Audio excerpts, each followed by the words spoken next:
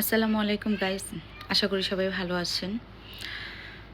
আচ্ছা, আমি আজকে কিছু কোশ্চেন নিয়ে আসছি গাইজদের জন্য। তো আমি কালকে থেকে কোশ্চেনগুলোর নিজে নিজে আনসার পাচ্ছিলাম না। ফার্স্ট হচ্ছে, গতকালকে যে ঘটনাটা ঘটছে, আমি জানি সবার মনেই সবাই কেঁপে গেছে ঘটনাটা, বিশেষ করে রিজিকের জন্য। তো যেহেতু আমিও একজন মা, আমারও ২টা বেবি আছে। তো কালকে থেকে না আমি কেমন যেন অনেক বারবার শুধু ডিপ্রেশনে চলে যাইতেছি। ফার্স্ট কথা হচ্ছে যেটা, যে আচ্ছা, কেউ যদি আপনার সাথে না থাকতে চায়, আপনি কি তাকে জোর করে রাখতে পারবেন? রাইট? না, তাই না? এখন যেটা, আলবি নাকি তিথির সাথে প্রায় ৩ বছরের রিলেশন। এখন আলবি যদি ওর ওয়াইফকে না রাখতো, তাহলে কি ওর ওয়াইফ ওর সাথে থাকতে পারতো? ছেড়ে দিত? ভাই, এই সব মানুষগুলো না দিবে বাঁচতে, না দিবে মরতে, আপনাকে ছাড়বে না, তিলে তিলে মারবে। ভাই, কি দরকার? কি দরকার? তুই যদি একজনের সাথে হ্যাপি থাকোস, থাক না। ওইখানে গেলে ওইখানে গান গাবি, এইখানে গেলে এখানে গান গাবি, হোয়াই?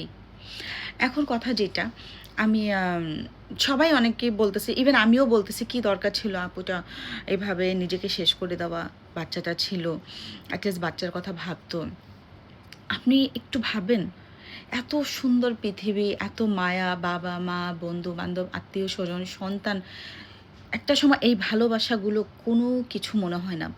তখন মনে হয় এই পৃথিবীটা অন্ধকার হয়ে গেছে, আমার বেঁচে থাকার জন্য আমি কিছু পাচ্ছি না, যে যেই জিনিসটা ধরে আমি বাঁচবো।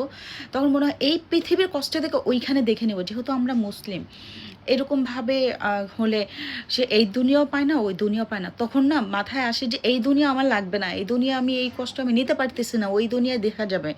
হয়তো আমি জানি আমাদের মধ্যে ইয়ে আছে যে হয়তো তার আত্মা এখন দেখতেছে বা ভাবতেছে আমি অনেক খারাপ করছি, ছেলেটা কান্না করতেছে, একা আছে, কোথায় আছে, কি করবে। মায়ের ভালোবাসা কখনো কেউ দিতে পারে না। এখন যেটা, যে একটাবার ভাবেন তো, আপুর কষ্টটা এখন যাই।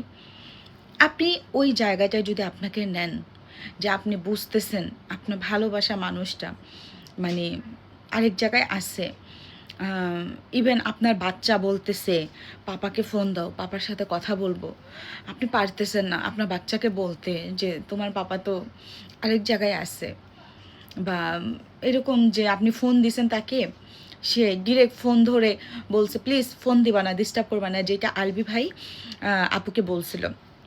হ্যাঁ, তো এই কষ্টটা নেওয়ার মতন না ওই সময়টা।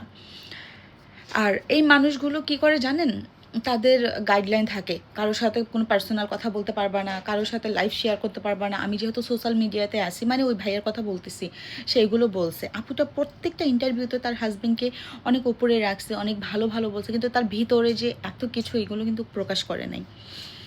আমার মনে হয় সে যদি সবার সাথে শেয়ার করতো, প্রকাশ করতো, অনেকেই অনেক ধরনের সাজেশন দিত, আস্তে আস্তে সে এখান থেকে কামব্যাক করতে পারতো। আর এখন অনেক কিছু পদ্ধতি আছে, যেরকম কাউন্সেলিং নেওয়া যায়, মেডিসিন নেওয়া যায়, আস্তে আস্তে এখান থেকে কামব্যাক করা যায়। ভালো লাগে না, ছেড়ে দে।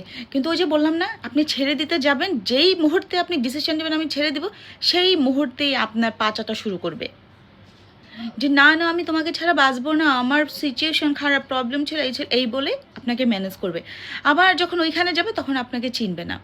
কিন্তু একটা মা যখন কিনা তার বাচ্চা বলে, বা বাচ্চা অসুস্থ, বাবাকে ফোন দিবে, পাইতেছে না, সরাসরি তার হাজব্যান্ড আপুকে বলছে যে আমাকে ভিডিও কল দিবা না, আপু কিন্তু কম কষ্টে এটা করে নাই। একটাবার ভাইবা দেখেন আপুর জায়গাটা, যে তাকে ভিডিও কল রেখে এই কাজটা করছে। তো যেটাই হোক, যেটাই করছে, বলবো এটা অনেক খারাপ ছিল, অনেক খারাপ করছে। কিন্তু ওই মুহূর্তটা না ওই মুহূর্তটা মানার মতন না। তো আমি অ্যাটলিস্ট এই ভাইয়াদের মতো মানুষগুলোকে বলবো, ঠিক আছে ভাই, ভালোবাসো, তোমাদের ভালো একটা কথা আছে না, ছেলেরা বিয়ের আগেও বিয়ে করতে চায়, বিয়ের পরেও বিয়ে করতে চায়। ভাই, তোমাদের মন বিশাল, তোমরা সেলিব্রিটি মানুষ, টাকা আছে অনেক, তোমরা ঠিক আছে, ভালো না লাগলে বলে দাও, মানে অফিসিয়ালভাবে ব্রেকআপ করে দাও, ডিভোর্স দিয়ে দাও। অ্যাটলিস্ট আপুটার সাথে যদি এইভাবে হতো, সে শিক্ষিত ছিল, দেখতে সুন্দরী ছিল, একটা বাচ্চা ছিল, সে কিন্তু পারতো কামব্যাক করতে, রাইট? কিন্তু সে কিন্তু এগুলো করে নাই। সে এখানেও ম্যানেজ করছে, ওইখানেও ম্যানেজ করছে। ভাই এটা কি কেন দরকার ছিল? এবার আপুটা মারা গেছে, আপুটাকে দেখতে পর্যন্ত আসে নাই। এখন আরও নিউজ অনেক কিছু কিছু বের হইতেছে, আরও বের হবে। তো বলবো সব কি হয়েছে, এই যে আমি একটা কথা বলে দিলাম, নেক্সট 6 মাসের মধ্যে দেখবেন, 6 মাসও লাগবে না, 3 মাস 2 মাস এরকম দেখবেন সব ঠিক হয়ে গেছে। প্রথম প্রথম 1 সপ্তাহ সবাই খারাপ লাগবে, ফ্যামিলি ইটি সব ঠিক হয়ে যাবে। ওই আলভি ওই তিথিকে নিয়েই সংসার করতেছে, ওকে নিয়ে থাকবে। কিন্তু ভাই কথা হয়েছে মাঝখান থেকে বাচ্চাটা কি হবে?